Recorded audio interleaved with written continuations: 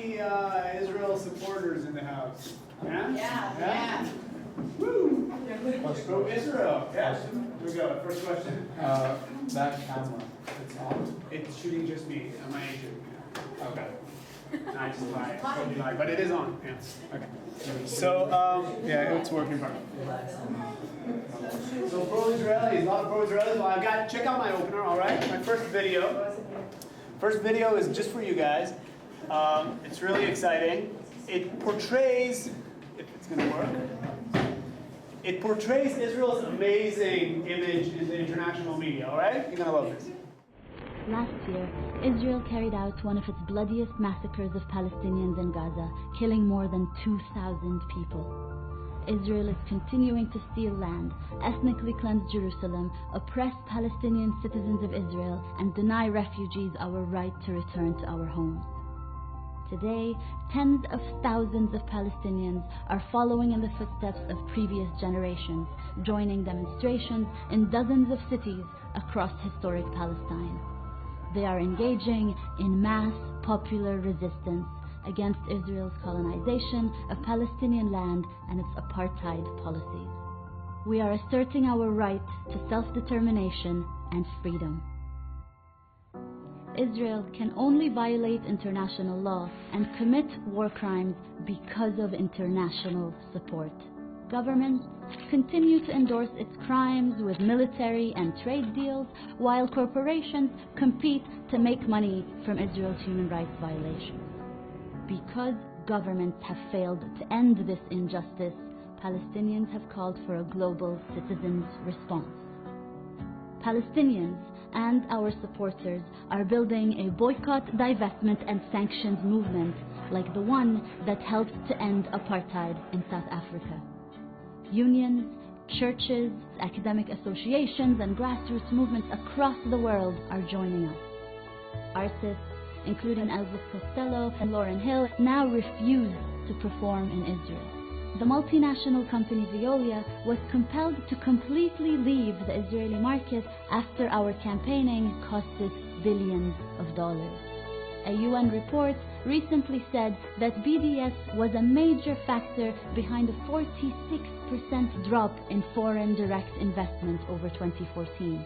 We are having an impact. The last few years have really shown that the BDS movement is capable of challenging international support for Israel's crimes against Palestinians.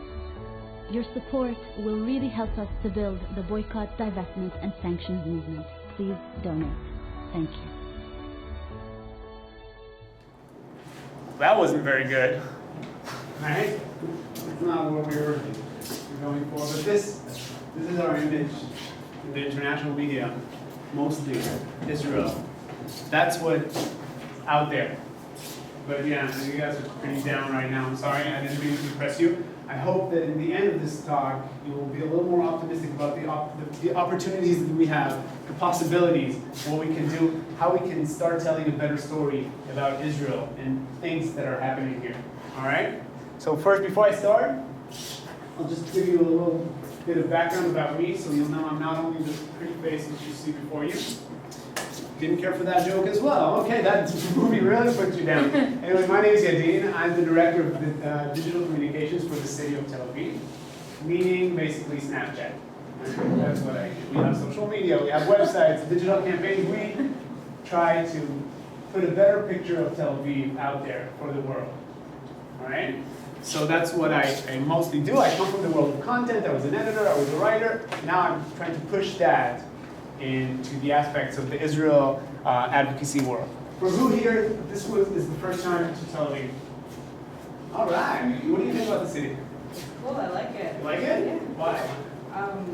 It's very modern and I guess feels more similar to home than other parts of Israel. Okay, so it's modern. Does that mean that you thought something else before you came here? No, I guess I didn't really think about what Tel Aviv would be like. Yeah. I don't know. Was anybody surprised when they first arrived here? Or your roots are so, Israel connected and you weren't very surprised? Sometimes what happens is a lot of people are surprised there's a big gap between the expectation and the reality of people who come to Israel for the first time. I'll show you some examples later on when we get to this presentation, but that is one of the biggest challenges. For me, as a person who comes to the office every day, trying to push the name Israel for the world, right? Try to get more people to talk about Israel, to encourage people to say good stuff about it, to encourage people to consider this as their next destination. We have a very big challenge because the conversation which is going on right now is very bad. Because the story that's out there right now is not a very good story, sadly. All right? But there is hope, and hopefully you guys will believe me more at the end of this talk. But before we even start with stories, our first story goes back to this one. Right? You all know it. David and Goliath. Little David, Jewish king to be, beats Goliath with a little slingshot. Right? And we all know it. And no matter how much you try to turn this around today, Israel is not David. Right? Our empathy, our sympathy goes out to this underdog.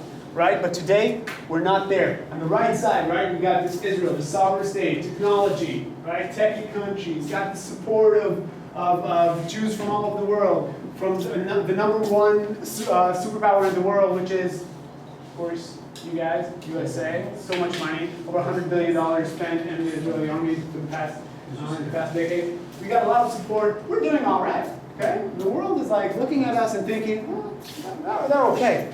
But on the other side, you got this guys, right? No security, no money, not a whole lot of support, no Jewish lobby around the world.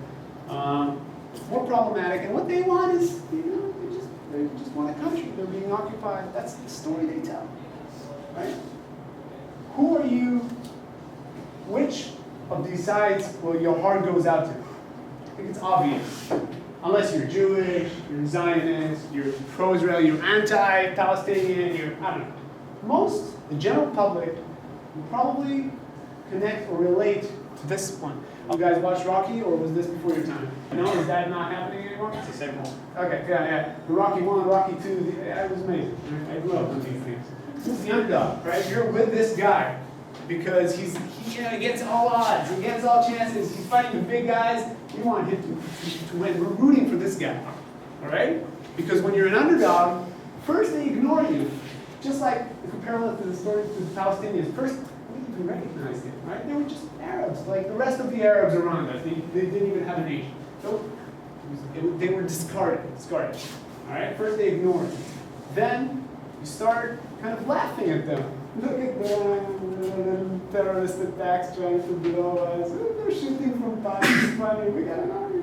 Right? We're laughing at them. But then, another fight, another intifada, another terror attack, and you find yourself fighting these people, and eventually, the risk is that they might win. Gandhi said that, no. First, they ignore you, then they laugh at you, then they fight you, then you win. I don't know about that. I'm not even going to that. Just want to scare you up a little bit, okay? So the funny thing is that we were once the underdog. Israel was one, We were David. We had our own little David. He was pretty little, smaller than me. David can do it now, all right? We were the underdogs, right? Pogroms in Russia, anti-Semitism in Europe, all that leading to the Holocaust in 1948, 39. You add that to 2,000 years of exile by the Babylonians and the Romans. Boom, 1948, you got yourself a story, an amazing story. Pretty good, right? Give these guys a country. Okay, we got it. But then throughout the years, something different happens, and I want to warn you guys, I'm not going into politics, all right? I'm not going into left, right, pro, against, anti-Israel, it doesn't matter. My point is one. This is the stories that's out there. That's what's happening. That's the narrative. We become Goliath. For whatever reason there may be, we become Goliath throughout the years. Right? And that's the story online right now.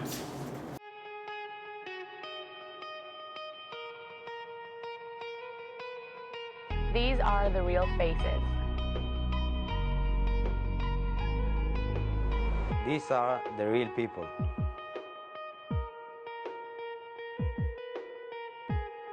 These are the real families. These are the real personalities. These are the real emotions. These are the real vibes. These are the real flavors. These are the real thoughts. This is the real swag.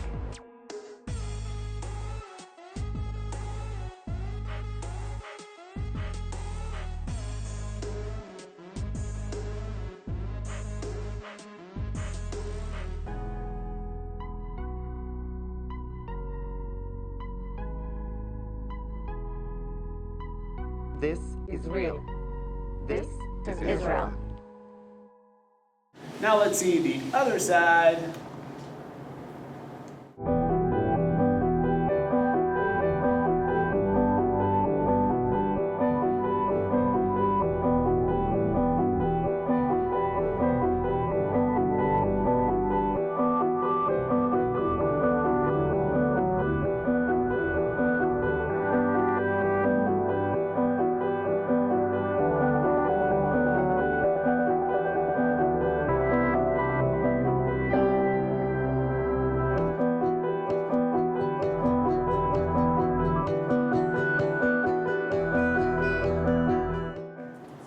That even plays on, presses on a few buttons, right? The 7 million, 6 million, whatever. It didn't take a long time for me to search these videos. It's enough to Google Israel, to Google Palestine. These are the first stuff that comes up wherever you search. That's the story, all right? Israel, an open, liberal country, beautiful faces. We're having fun, we're having a good time, but we're suffering. We're suffering, and to most people, that might connect even more. That has more volume out there, all right? That's the story right now online. So our goal is to try to change that story, all right? Try to influence, put some more influence. Show the sides, it's not lying. It's not saying stuff that don't exist, right? It's trying to concentrate on the right things to show the rest of the people what you guys know. What you guys think of Tel Aviv, what you guys think of Israel. See the good aspects and change the story from an Israeli on a tank top to an Israeli with a tank top. Ah? Like that? Right? Yeah. It was Google tank top, that's what came up. I didn't even Google Israeli tank top. I Googled tank top, but this guy looked so Israeli that I was like, yeah, I'm going to put that joke in. It's okay. So you guys appreciate it. Yeah, I see. That movie in the beginning, I'm putting it away. I'm not ever showing that again. Killed you guys. Okay, but now you might think, who gives? Why should we even care? We got our country, we got our economy, we got a prime minister that's been in his position for the past 63 years. You know, a little Israel politics jokes. So we're doing okay. We've got a democracy, everything's fine, everything's cool. Why do we care what the rest of the world even thinks about us? Well, there's the reason. A country is a brand, basically. It's just like any country, not just Israel. It's just like Coca-Cola, right? It's just like Apple, just like Caitlyn Jenner. I mean, not exactly like Caitlyn Jenner, but it's a brand. And any commercial company wants to thrive, develop, grow, and need the nutrients. What's the biggest and most important nutrient today for commercial companies? You guys have a bunch of it, you're Jews. Money. All right. Yeah. Everyone needs money. It's all about the money. Okay? If you want more R&D centers, if you want more foreign VCs coming and investing in your startup, if you want more academics, if you want more tourism, if you want a bigger army, you need more and more and more money. And it's not enough to stay within your own economy. And that's what drives everything. Okay? That's why we need a better reputation. If a Muslim prime minister is elected in Britain tomorrow, and he decides out of political aspects to decrease the foreign ties with Israel, that's going to affect us. If your friends out in campuses in the States look at Israel's government and look and think, it's kind of an anti-liberal, I don't really agree with what they're doing, and decide not to do their semester abroad here, that's going to affect us. If those trendy hipsters in Berlin that are coming here every summer for vacations, which is really big right now, coming to Tel Aviv, if they're going to decide that this trend is over and they don't want to do it anymore, that's going to affect us. And that's why Israel has to put a lot of effort into its reputation. Call it marketing, branding, whatever you want. Reputation, just like in high school, just like in college, that's what we need to do, and concentrate on that. So a country's like a brand. But a brand has a big problem today, okay? I'm going to show you a clip, and if you guys know it, don't spoil the fun. This is an awareness test. How many passes does the team in white make? Go!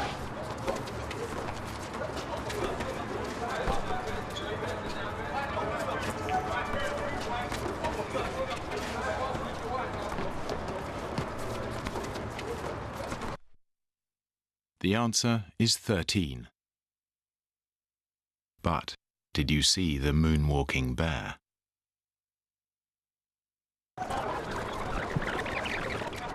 Go!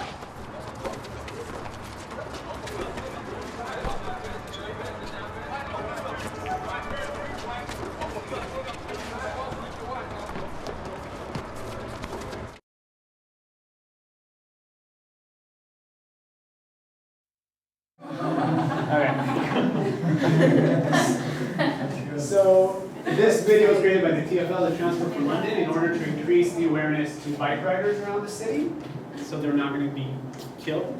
And it works. It's a really good video. It's a very good commercial. But it goes out to show and put a bit of emphasis on one point, right? We don't know this. Right? We don't know this anything. You guys are on your Snapchat all day, you're with your friends. That was you guys on Snapchat.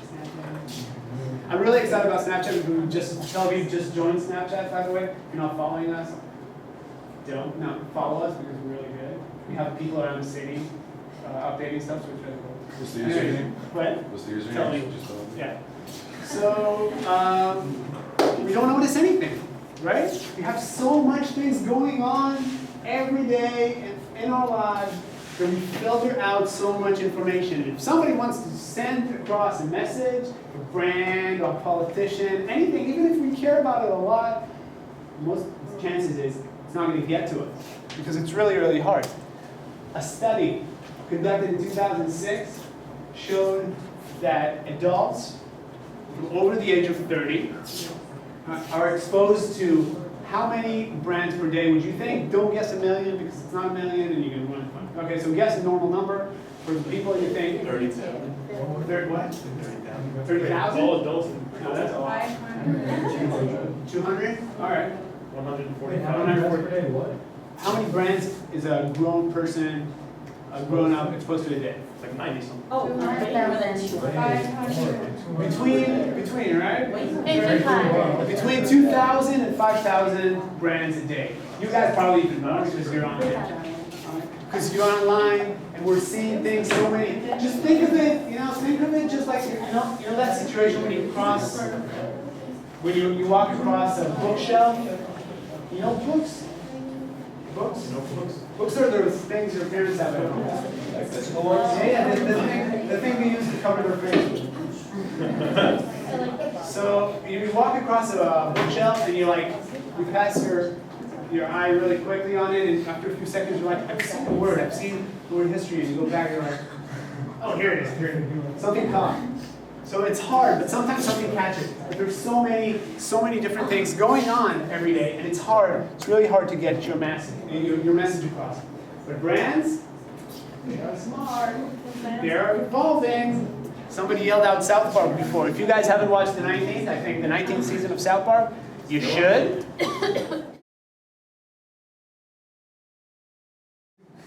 They are getting smarter, and ads are changing, and commercials are being, more effective. But I believe that eventually people will rejoice because we don't care about people selling stuff to us, stuff that we don't want.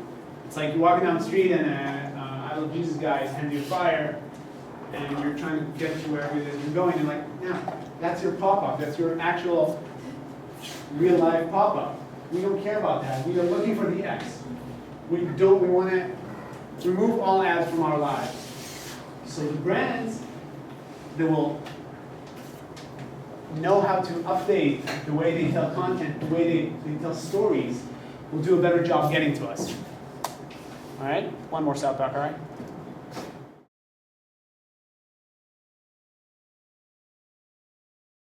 All right. So when you get a good content, you stay there. You guys know what it's like to add a few extra bucks for Hulu or Netflix to get those ads, away from you, or download a torrent because you don't want to get pop-ups on a streaming website. All right? We want the content. This is not happening anymore. There's no one television channel. The newspaper, the entire family is sitting down like that. This is what's happening. You guys have the choice. And what choice are you going to make if it's not a choice that's interesting, that gives you some sort of value to you? All right? Because this guy, the paper boy, is out of business. This is not how people open their day anymore. Right? This boy is fired. This specific boy is probably, seems like he started his career at the age of 6, so he's probably a millionaire by now, an entrepreneur of some sort. But other than that, this is the front page today. Not Twitter, Snapchat, whatever. However you decide to consume your content, you guys make the choice, and you're not going to be where where it feels like somebody's shoving stuff down your throat, up your face. Okay? I'm going back to Israel. One tough cookie, right? It's not a nice little chocolate dessert that everybody loves. Everybody loves. Oreo's got, by the way, they're doing an amazing job branding this thing, marketing it. It's an amazing thing to look at. But Israel is not that, right? It's not a consensus. It's not. On the right side, you got pro-Israelis, Jews, anti-Palestinians, Zionists, people who live to make sure that this country exists. All right? If this country is not happening for them, it's the end. That's their belief. Right? That's one side. On the other side, you got left-wing, people working for different left-wing organizations, anti-Israelis, pro-Palestinians. We'll go even further. We'll get to terrorists, etc. People who live to make sure that this country doesn't exist. You mix these things up, I mean, you got yourself something nasty and harder than a little chocolate cookie, okay? And eventually, in a situation like that, you cannot just create one strategy, simple strategy that works for everybody. It's not simple. It's a delicate, complex situation. You probably heard the expression, 2 Jews, 3 opinions. If you haven't, welcome to Israel. This is what's happening, right? And when you got a delicate situation like that, it's very, very challenging. So there are many different approaches, right? I'm going to touch on two of the dominant ones that are active today and are working really good. And then I'm going to tell you what I think. This is one. So get the terrorist approach. It's a negative approach. The one saying, these guys are shooting 60 rockets this morning on us. Would you guys do that if you were in New York and you got rockets sent from New Jersey? Look at what they're doing. Look at what they're doing. They're waving knives. They're anti-liberal. We're doing everything we need to do, right? It's a great approach for specific organizations, like the IDF, for example. Doing an amazing job. He's got almost 2 million followers on Facebook, Instagram account, Snapchat account, the army. Yes, an army. Millions of people are following an army, but they're doing an amazing job. They're updating life up to date on Twitter, things that are happening faster than news websites. It's amazing, and they're doing a great job. I'll give you an example how it looks. توصل الرسائل لرجال الضفة شكلوا مجموعات الطعن مش عايزين واحد يطعن يا شباب الضفة 3 4 اهجموا ناس تكتف وناس تطعن بالبلط والصواطير. وعليك أن تعلم جيدا أيها المقدسي الحبيب بأن السلم لا ينفع وأن الغاصب الكافر لغير السيف لا يبصر ولا يسمع. فخذ حجرا وسكينا ورشاشا وقنبلة. انتفاضة القدس قد انطلقت دون عودة إلى الوراء بإذن الله عز وجل. هذا هو الخيار، التسليم هو الخيار.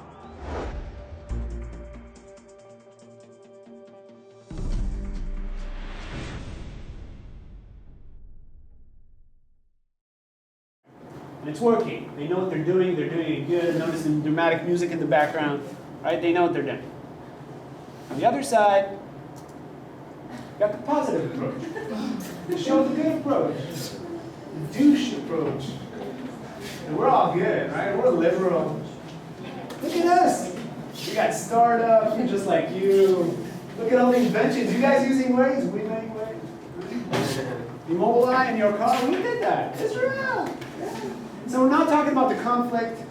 We don't want to, mess things up. We just want to do some really good, positive advocacy. And it feels and it looks like that, for example. That's a film by the MFA, the Ministry of Foreign Affairs.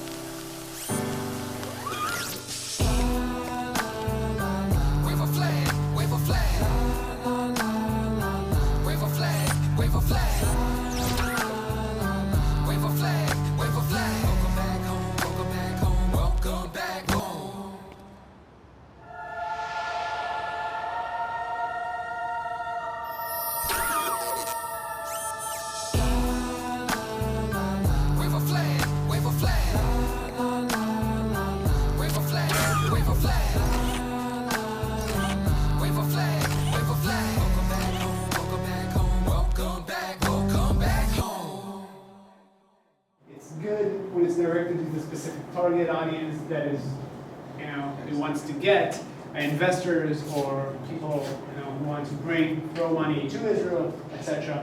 They're doing a great job, both of these guys. And now what we got one ecosystem. What I call it, the ecosystem, the hasbara ecosystem. If you've heard the word hasbara, it's a word in Hebrew. Literally means explanation. It's based on the term, the propaganda term. Right? And it's directed mostly to non-officials, not prime ministers, presidents, ministers, etc., but non-officials like influencers, celebrities, academics, journalists, people who have the ability to affect and reach a lot of people, but are not in special jobs that are country to country, diplomatic jobs, etc. And also to the general public. Now, what I feel is that we're doing a great job in both these areas, but the main masses, we're missing them. We're missing these guys. So I want to suggest another option, which is the non-hasbara approach. So if we look at the audience in the entire world as a curve bell, a regular curve bell, on the right side we got this person looking like Bill Gates. On the other side, we got Hillary Clinton here. Okay, and we got all these, right, Zionists, the Jews, the loving Israelis, the people who are not going anywhere. They are here. They're not the majority. You know it, I know it, but they're here.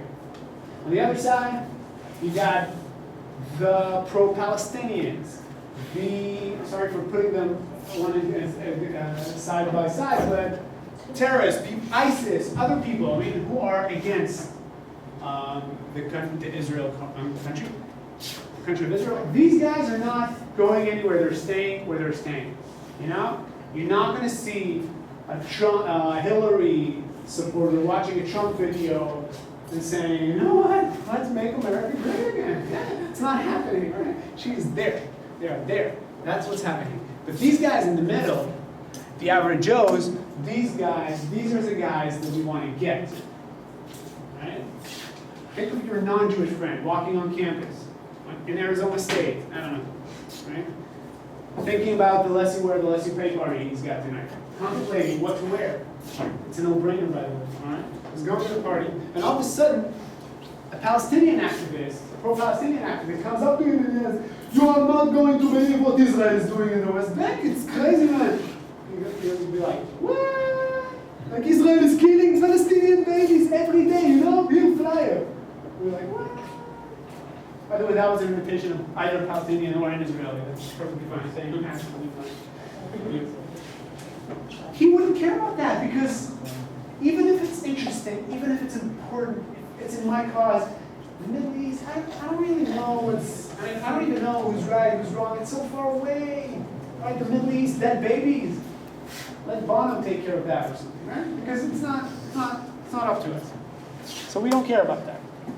And then we realize that maybe that's not the conversation that we want to talk about. Mad Men, right? They said, if you don't like what's being said, change the conversation. Don Draper said that in Mad Men. Mad Men, great show. Watch the entire first episode. But I hear it's great. But that's the thing. Change it. Divert it to somewhere else. And then we look at Tel Aviv, for example. It has nothing to do with the fact that this is my day job. But that's a great tool. Because what we're doing there is just that. We finally have something that doesn't scream out tanks, occupation, West Bank. We got hot people, beaches, matkot, good food, non-stop city. How amazing that is. Why don't we translate that into something other young people want to look up to at? What if this would be the next, where's that? Cancun, right? Maybe, because it's a beach town with a lot of parties. I don't know. Try translating that to something that people would care about. Because if I look back at the most used cliches that we're using in hasbara and advocacy, these are the things. What's more interesting to the general audience? That we have the most mobile army in the Middle East, or that we have a pride parade in the Middle East, right? Who would have thought that huge Sweden guys coming here to the beach and half naked to celebrate in the Middle East? That's not how you picture the Middle East. You guys maybe not, right? Because you guys know what's happening here. But what's more interesting, the nation in crisis, the size of New Jersey, surrounded by enemies so small, the only one we've got, or a startup nation that is second per capita in the world after Silicon Valley. Everyone is coming here to learn from us. Everyone. So isn't that a little more interesting than that? What's more, I mean, we agreed to the UN partition plan for Palestine in 1947 and the Arabs didn't. They didn't. Remember we did? Or maybe just talk about how cool a non-stop city that thing is, what we have here. And then you come to realize that this age that we have now is not the newspaper age, it's not the television age, it's social media age, where I can decide that I want to target Christians between the age of 22 to 26 who like beaches and parties and who are gay. Send message to them, send video to them, send photo to them, whatever. I can slice it up in whichever way I want. If I want to get to startupists, I can get to them. To foodies, I can get to them. To gays, I can get to them. To whoever I want. To anti-Israels, I can get to them and send them a specific negative or positive approach kind of content. I can get to a bigger audience. I can get to the masses. We're not doing that right now. It's heartbreaking. Sorry. So the big question now is, okay, yeah, fine. We have our attention. Let's create some great content. But the big question is what makes great content? Not this girl, for sure. But, right? Actually, there are some things. That's the golden question, right? It's the hardest thing to figure out. I'm going to step on a few toes now. I'm going to go into a political issue that is very, very delicate. All right? I'm going to explain to you why Android is better than iPhone. Okay? Okay? Cool. So, first of all, you can customize your Android. You can do whatever you want with it. You can redefine your dialect, your messages, the way the font look, whatever you want. You can do whatever you want. I'm going to go through this really quickly, and still I'm going to have you convinced, all right? Then I can use any mini USB cable wherever I go. All my friends have them. I don't even need to wait for that, expensive or the easy to break iPhone cable. I can just plug it into whatever I want. I can enlarge my storage. If I bought an Android at 4 gigs, I can increase it to 8, 16, 32. I don't have to sell on Craigslist or whatever you guys are selling on these days. Something American, American reference. And I can just enlarge it on my own, all right? It's cheaper, that of course, and of course no iTunes where it syncs up with your photos from 2003 and erases all your music. But you know what, guys? I got an iPhone, all right? Myself, I do. Because I'm an idiot, because nobody could convince me that's not my iPhone, mine's regular black, but I have it because Apple knows what they're doing when they're talking to your emotion and not your brain, all right? It doesn't matter how good it is. That new iPhone comes out in September, and I'll be there.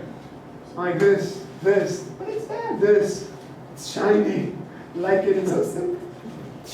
That's what they're doing. They're giving me some sort of value, any kind of value. That's what brands are doing these days. That's what countries should do as well. You want to give entertainment to your viewer, you want to give some kind of educational thought, or emotional feel, or any kind of empowerment to them. They have to watch your content and think, oh my God, there's something else. You know this girl, Michelle Phan? Yeah? She was doing a YouTube tutorial for makeup.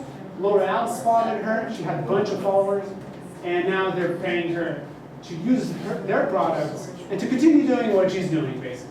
So people watching her are not watching an advertisement, they're watching great content because she's the best. But they're also seeing L'Oreal products, which she recommends eventually. It depends how you do it, but some brands are doing it really, really good. Here is a little example of product that you all know, and two from the same company, right? 2 different times. One, 1990. The other commercial was just from last year. All right, here's the first one. Imagine this maxi. It's clean and dry. Really dry. Well, it's called Always. Always with dry weave. It's incredible top sheet. Really incredible because it's got holes. Thousands of tiny holes like funnels. Little. They pull the moisture through. It goes down and gets trapped. So the surface stays clean, very dry. Whoa! It's definitely for me. It's called Always. It's a clean, dry feeling. Always. Always. With dry weave. Oh, yeah. Always. All right, that was one. The second one, which you might have seen before, I hope the volume is loud enough.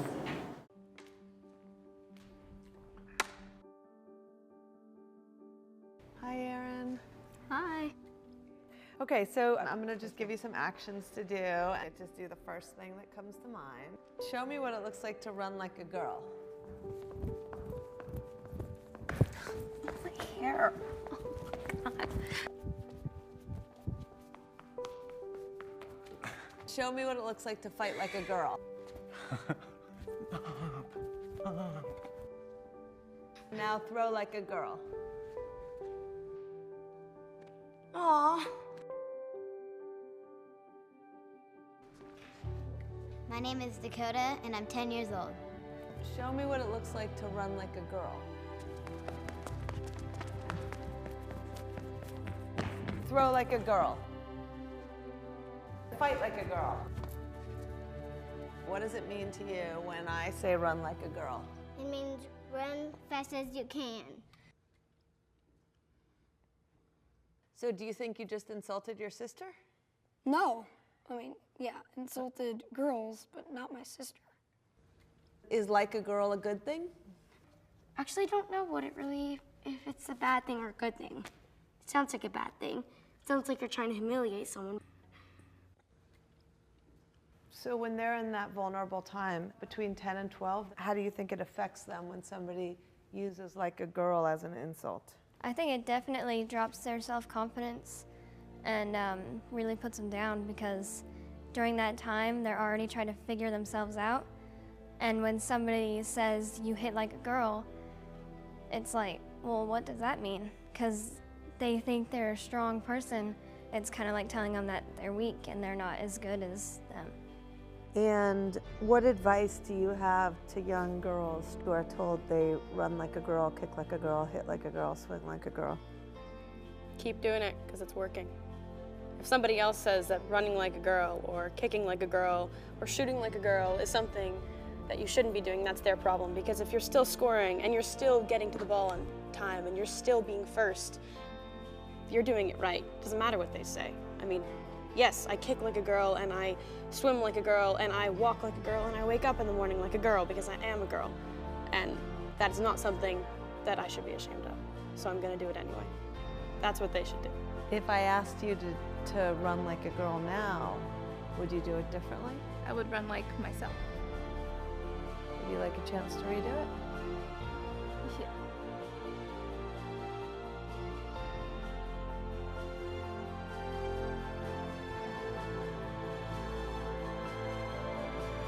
Why can't run like a girl also mean win the race?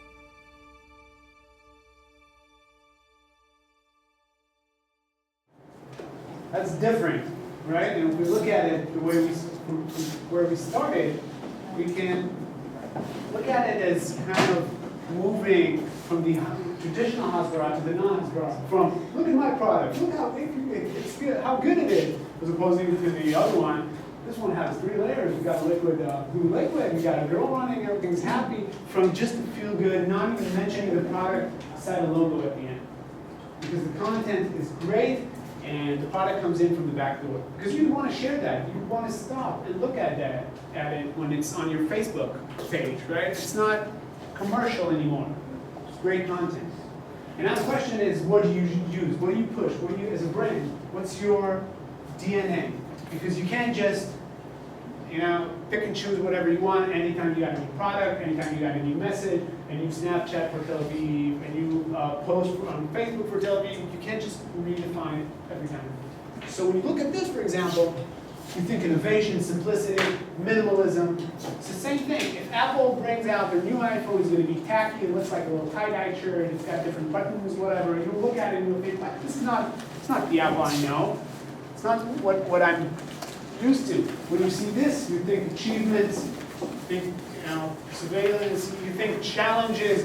You watch a Nike commercial, it's always going to have the biggest jock or the biggest feel-good vibe at the end of it, where you'll finish the commercial and you'll be like, I might think about starting working out again. I might. It's gonna push you in some. Push your button somewhere. So a brand's DNA eventually is a set of expectations, memories, stories, and relationships taken together, account for consumers, decisions to choose one product, service over another. This is like the best example. I eat McDonald's once every few months when I'm abroad, in airports usually. Every time I put that fry in my mouth, I go back to my childhood days. I smell things from when I was 4. They're still the same thing. They rebranded a bit. They made it a little healthier food, but that's an experience when you sit down. It's a whole ritual. All right. So eventually, everything, any product you push out there, no matter what you do as a brand, it has to be absorbed in the DNA of the company, of the brand, whatever you decide it to be, or whatever grew up naturally. If you're a city, for example, for Tel Aviv, it's openness, liberalism, creative urban creativity, innovation, these kinds of things. And it's kind of amazing. For you guys, less because Tel Aviv, you grew up here, you heard a lot of stories in your life. But for people, a lot of people usually have this gap. Because when they think of the Middle East, they think mosques, desert, pyramid, camels,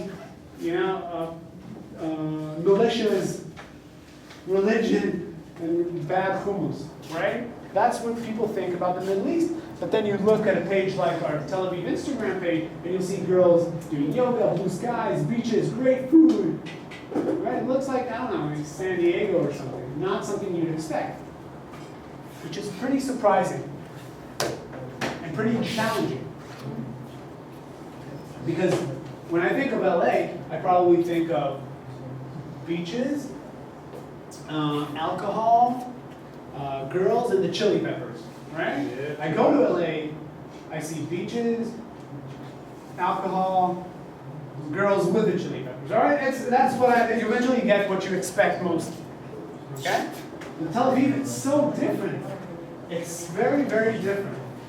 There's a gap, and a gap between the expectation and the reality is a gap that's harder to bridge. And you try to think how we can do that. But that gap, that's where we have most advantage. Because 3 weeks ago, I'll tell you the story. 3 weeks ago, we had, you guys watch Orange is the New Black? Yes. Yes. The Good Wife, maybe? No. No. All right. So Boo from Orange is the New Black and Alan Cumming from The Good Wife came here to Tel Aviv. I accompanied them. We brought them in order to post a lot of things about Tel Aviv. Think about the impact they have when they have hundreds of thousands of followers on their personal accounts. People who have nothing to do with Israel. They're not even Jewish, they don't care, they don't understand the conflict. And all of a sudden they see a picture of the celebrity that they adore doing a shot in Tel Aviv saying, oh, this city is amazing, or Israel is the best place I've ever been, in Jerusalem, whatever. That's an impact. That gap is where we're starting to see the difference that we can create. And that gap is where the stories, am I going to spoil? You guys watch Game of Thrones? Yes. I'm not going to talk about anything you don't. So that's where stories are born. Right? If you see a douche walking down the street with a uniform, somebody like me, and all of a sudden slips on a banana peel, you're going to laugh. That's how humor is born, from this gap, from the expectations. If you're going to a job interview and the interviewer smiles and he's got a little parsley piece stuck in his teeth, you'll lose it. You'll probably lose the job, but you'll have fun on the way. All right? That's that gap. That's the amazing things that we can do. And then we use tools that we have, that we know can work for that target audience. Again, Tel Aviv is an example because it's just, I come from there. And then we understand that we shouldn't be afraid of this whole conflict, that craziness, right? That people look at us as this crazy place. Because we can do great stuff from that gap, right? I'll throw out a number at you. Did you know that 6 out of 10 people who land in the Tel Aviv airport are returning visitors? 60% are people who've been here before. That's insane. That doesn't happen in other places. I've been to Barcelona, I've been there once. I've been to Singapore, I've been there once. I'm not returning. 60%, most of the people who come here have been here before. That means that the experience was so amazing for them. It doesn't matter, okay? Some might be Jewish, some might be about Christian, evangelist, whatever. But with these numbers, we can move forward. And all we need to do is to get them on that hook, the marketing bait. And we need a strong marketing bait to appeal to these people. All right? So we're trying to avoid the conflict. Sometimes it's not easy. A city like Jerusalem, for example, symbolizes religion, symbolizes the West Bank, symbolizes the conflicts. It's a city, united city, whatever. And it's problematic. But as a general strategy that Israel can have, it can include everything. Right? Now we're cooperating, the city of Tel Aviv and the city of Jerusalem, and incorporating under the same campaign, 40 million shekels. It's almost $10 million put into a campaign to get people to Jerusalem and Tel Aviv, to go to restaurants here and to hotel here. So they can complete the entire picture. We can use it all, but it's not always doable. This, what you see here, is the Tel Aviv beach. That's a little project we're doing around the world where we bring the Tel Aviv beach to different places. We bring sand, we bring matkot, we're doing a party all night there, we're bringing beach umbrellas. And last year we got an invitation from the city of Paris to do it there. And we're like, of course, let's do it in Paris. Not even thinking, Paris is a very sensitive place right now. A lot of Muslims, a lot of anti-Israel, a lot of Israelis, pro-Palestinians. And as we sent that event, as we published it on Facebook, the internet is starting to be flooded with calls for demonstrations, for contre Tel Aviv sur Seine, the anti-Tel Aviv on Seine, and they called a lot of people to demonstrate. And eventually, we thought what to do. Should we cancel the event? Should we leave it as is? Eventually, we decided to stay with it There was a lot of security, more than the people who came to the beach, more than the demonstrators. But sometimes it's not always doable to avoid the conflict. You have to feel your way. Sometimes it can work out. For example, last year on Snapchat again, we tried to get Snapchat to feed Tel Aviv a live story from Tel Aviv. And we contacted them. We sent emails, we bombarded with content. A bunch of it. One day we get an email from Snapchat, tomorrow Tel Aviv is featured as a story. You know those stories, right? And we were excited, and I don't know if you know this, but it's not just that story that everything is being published, just directly goes online. Snapchat goes over the stuff and kind of edits it to a very nice story. So the story of Tel Aviv was amazing, but the calls online were endless. How could Tel Aviv get it and the West Bank wouldn't get it? It's not fair, it's not fair. The next day they had West Bank. They had West Bank, and that also, in their story, we were afraid. We're like, oh no, there's going to be a lot of occupation stuff. It's going to get us in that conflict zone again where we don't want to be. But because it's being a little edited, and because it's great content eventually, because that's the meaning of Snapchat. You don't want something that's not interesting. The stories were amazing. We got the entire region to speak in a non-hasbara advocacy kind of way. And it was all just, hey, look, the Middle East is doing okay, they're having fun there, it's cool. So it's not really avoiding the problems, but there is room for that channel as well, where Israel is not doing enough. Content is king. Content is king. That's the original sentence by Bill Gates, he wrote in 1996. That sentence means, guys, I'm almost. That sentence, content is king, means that if you've got good content, everything's good. You got money, you got people throwing money on whatever it is you're doing. All right? And you guys, Americans, have been doing an amazing job at that. The best in the world, of course. In the 20th century, the United States becomes an empire of media and controls the world. 35 out of the 50 most successful films of all time are Americans. The first were Avatar, Titanic, and Star Wars, not necessarily in that order.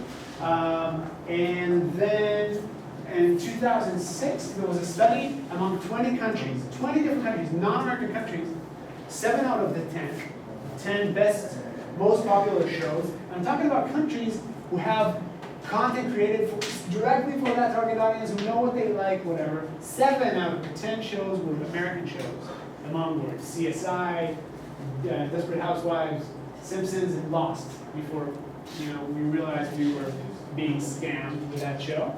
But that goes to show you, America became so dominant with culture creation, the entire world was consuming it. And that is unbelievable. And that leads to this, cultural imperialism.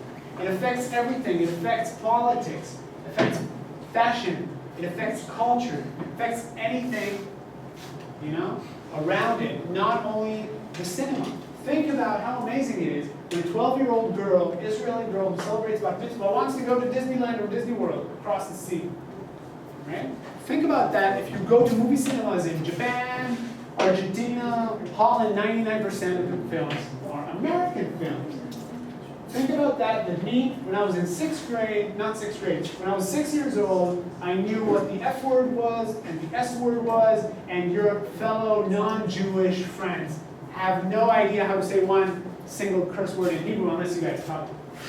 Right? That's the effect. It affects everything. It affects everything. And eventually, we know diplomacy has massive effects on everything. Journalism is important to kind of put out the wrongdoings in society. But simple entertainment has so much power, to communicate the countries where the content is being created, to make it more accessible to the countries outside, and to help spread its ideology. In the American example, that was capitalist ideology, of course. When I look at that, I admire what's happening in America, right? And I want to do to Tel Aviv what Sex and the City, Woody Allen, Frank Sinatra did to New York.